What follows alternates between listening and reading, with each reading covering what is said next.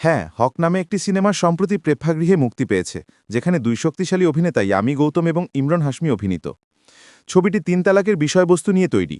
এটি শাহবান ও বেগমের বাস্তব জীবনের গল্পের ওপরও ভিত্তি করে তৈরি একটি মামলা, যা ১৯৮০ সালে জাতীয় মনোযোগ আকর্ষণ করেছিল। আসুন সেই মামলা এবং ছবিটি কেমন তা নিয়ে কথা বলি। আগে কেবল ৩ বার তালাক তালাক তালাক বলা মুসলিম সম্প্রদায়ে সহজেই বিবাহবিচ্ছেদ নিশ্চিত করার জন্য যথেষ্ট ছিল, যা যুক্তিসঙ্গত দৃষ্টিকোণ থেকে আক্ষরিকতেই ভুল ছিল। আজও এটি ঘটে, তবে এর জন্য অন্য কোনো আইন নেই, কেবল বলা যথেষ্ট ছিল এবং এটি শেষ হয়ে গেছে।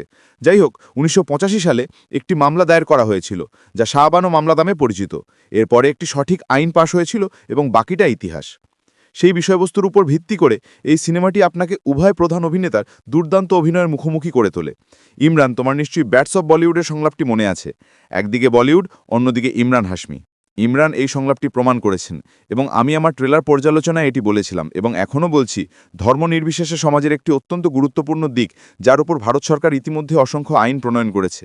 কিন্তু ১৯৮০-র দশকে পরিস্থিতি সম্ভবত একই রকম ছিল না। এবং হ্যাঁ, সেই সময় এই মামলাটি খুবই বিতর্কিত ছিল, যেখানে সুপ্রিম কোর্ট তালাকপ্রাপ্ত মুসলিম মহিলাদের ভরণপোষণ প্রদানের পক্ষে একটি প্রতীকী রায় দিয়েছিল। এই সিনেমাটি জিগনা ভোরার লেখা বানো ভারত কি বেটি বইয়ের উপর ভিত্তি করে তৈরি, এবং যেহেতু এটি কোনো কাল্পনিক গল্প নয়, তাই এর বাস্তবতা বোঝা খুবই গুরুত্বপূর্ণ। এবং এই বাস্তবতাটি এই ছবিতে চমৎকার অভিনয়ের মাধ্যমে জীবন্ত করে তোলা হয়েছে। আমি গৌতমের ভক্ত হয়ে গেছি।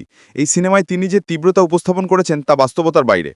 আমরা বুঝতে পারি যে ১৯৮০-র দশকে একজন মহিলার পরিস্থিতি কেমন ছিল, যখন তিনি সম্পূর্ণরূপে তার স্বামীর উপর নির্ভরশীল ছিলেন, এবং সেই পরিস্থিতিতে বিবাহবিচ্ছেদের জন্য কতটা চাপ ছিল, এবং সেই সময় ধর্মকে কেন্দ্র করে ক্ষতি নয়, সেই চাপ কিভাবে মোকাবিলা করা হয়েছিল, তাই এই সিনেমার স্পষ্ট, এবং কোনো প্রকাশ্য নাটক বা অপ্রয়োজনীয় বাড়াবাড়ি ছাড়াই। এটি সম্পর্কে আমার যা পছন্দ হয়েছে তা হলো এটি জাতপাত বা ধর্ম নিয়ে কোনো রসিকতা করে না, এবং আইনের যথার্থতা প্রদর্শিত হয়েছে, যা দেখায় যে তখন এবং আজ ন্যায় বিচার এবং আইন সকলের জন্য সমান, লিঙ্গ বা ধর্ম নির্বিশেষে। নির্মাতারা এটি সঠিকভাবে সমাধান করেছেন এবং পরিণতর সাথে এত সংবেদনশীল বিষয় পরিচালনা করেছেন। এই ছবির সঙ্গীত বেশ ভালো, প্রশান্তিদায়ক এবং বিষয়টিকে ন্যায্যতা দেয়। হ্যাঁ, আমার কাছে ছবিটির দৈর্ঘ্য কিছুটা অতিরিক্ত মনে হয়েছে। আমার মতে ছবিটি ১০-১৫ মিনিটের জন্য কেটে ফেলা যেত, কিন্তু সম্ভবত এই ধরনের একটি বিষয়ের জন্য অনেক বিরতির প্রয়োজন ছিল। একটি সঠিক বর্ণনা এবং সংলাপ পুরো সিনেমা জুড়ে চলতে থাকে, যা সবচেয়ে গভীর এবং গভীর বার্তা রেখে যায়। এই ছবির শেষে ইয়ামি গৌতমের অভিনয় এবং সেই মনোলোগটি অসাধারণ। এর কোর্টরুম ড্রামায় সাজসজ্জা ছিল, কোনো বাজে কথা ছিল না। আমার কাছে এটি অবশ্যই দেখার মতো একটি ছবি। ছবিতে কোনো অস্থিরতা নেই, তবে বিষয়বস্তু অনুসারে এটি অবশ্যই পরিণত দর্শকদের জন্য।